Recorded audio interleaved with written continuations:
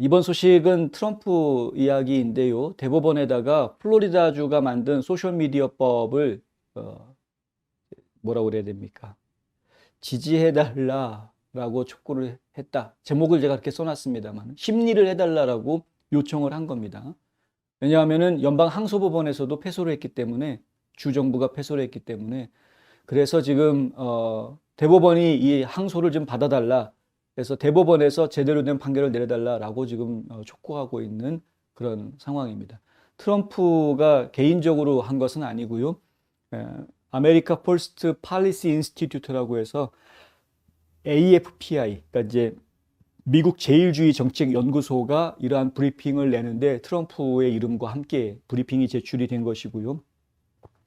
이 내용이 굉장히 의미가 있는 게 저희가 개인적으로는 이제 AFPI의 활동을 굉장히 예의주시하고 있습니다. 이 단체 굉장히 우리가 눈여겨봐야 될 단체입니다. 앞으로 미국 사회를 이끌어 나갈 아주 중요한 띵크탱크 역할을 해줄 것이기 때문에 전통적으로 보수 쪽의 띵크탱크로 이름을 떨쳤던 헤리티지 재단 같은 경우가 그런 경우죠. 근데 헤리티지 재단 같은 경우가 유독 트럼프한테는 조금 좀 밋밋한 그런 모습을 보이고 있고 아메리카 퍼스트 정책이라든가 이런 부분에 대해서 그러니까 마가 정책에 대해서 어떨 때는 뭐 박수를 치면서도 어떨 때는 좀 밋밋한 이런 모습을 보이고 있기 때문에 그래서 지금 트럼프가 대통령으로 있었을 때 같이 행정부 안에서 일을 했던 전직 관료들이 중심이 돼서 만든 정책연구소가 이 아메리카 퍼스트 정책연구소고요.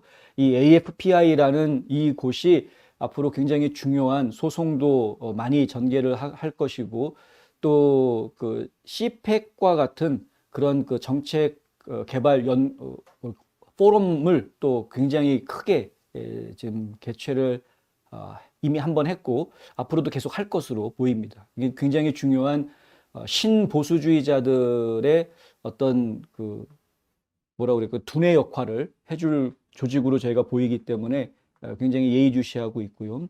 근데 이번에 이제 플로리다 주에서 만든 소셜미디어 법이 공격을 당하고 있는 상황에서 그것을 보호하기 위해 지금 앞장서고 있는 상황이다.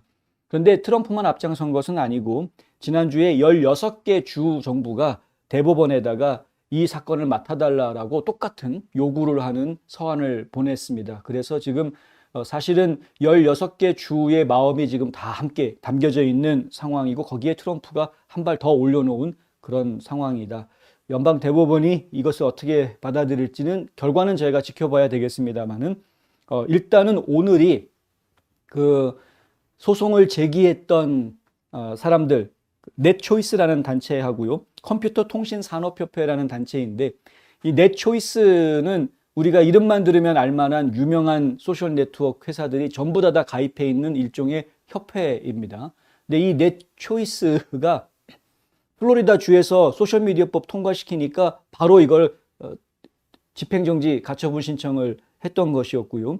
그 집행정지 가처분 신청을 했던 내용은 자기네들이 통신품위법에 의해서 보호받고 있는 그런 기업이기 때문에 지금 플로리다 주법은 연방법을 어기는 것이어서 이건 뭐 성립될 수 없다. 이런 취지로 소송을 제기를 했고 실제로 하급 법원에서는 전부 다 넷초이스 손을 다 들어줬었습니다.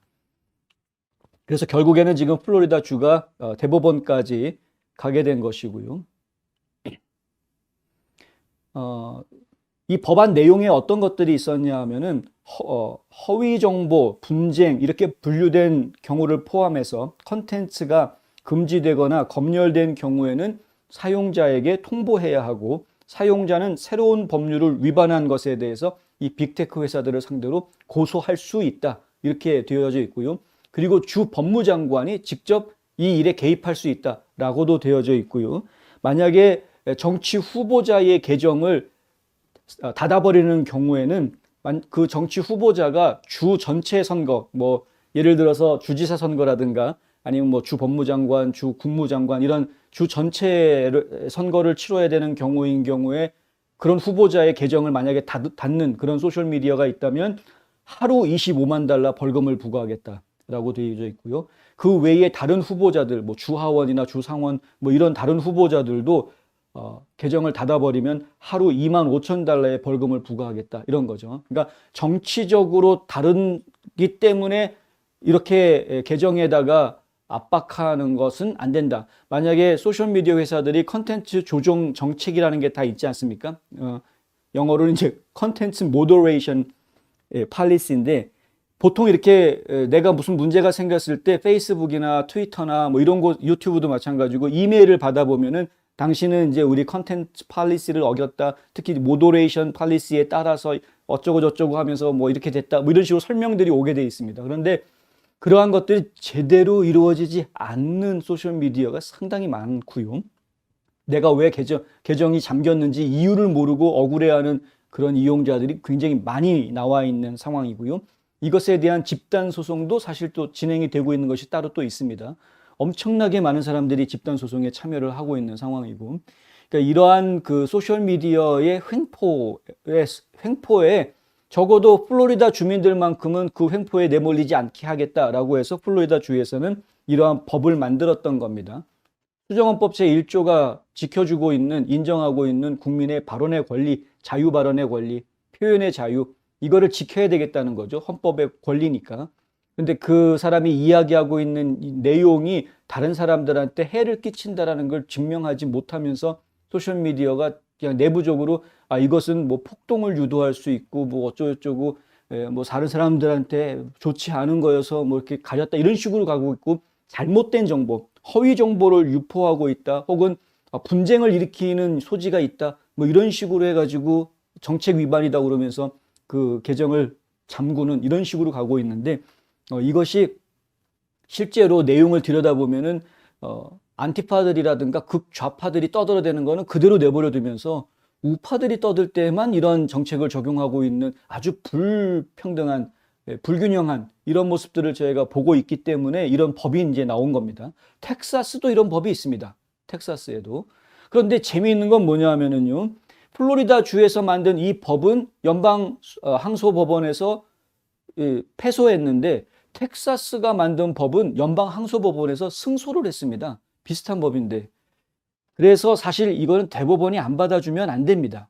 대법원이 반드시 이 문제에 대해서 분명하게 가부를 결정을 해야 됩니다. 왜냐하면 서로 다른 제11 항소법원에서는 이런 소셜미디어법 안 된다라고 그랬고, 제5 항소법원에서는 소셜미디어법 된다고 했기 때문에, 그렇다면 어떤 게 진짜냐를 대법원이 가려줘야 하는 그런 상황인 겁니다. 수정헌법 제1조의 국민의 권리가 더 중요한 건지, 통신품위법으로 보호되는 기업의 권익이 더 중요한 건지 대법원이 이제 가려줘야 되겠다. 오늘이 넷초이스와 컴퓨터통신산업협회가 대법원에게 답변서를 제출하는 마감 시한이고요. 이 답변서 내용을 검토를 하고 플로리다주는 내일까지 다시 또 답변서를 내놓는 시간을 갖게 된다고 합니다.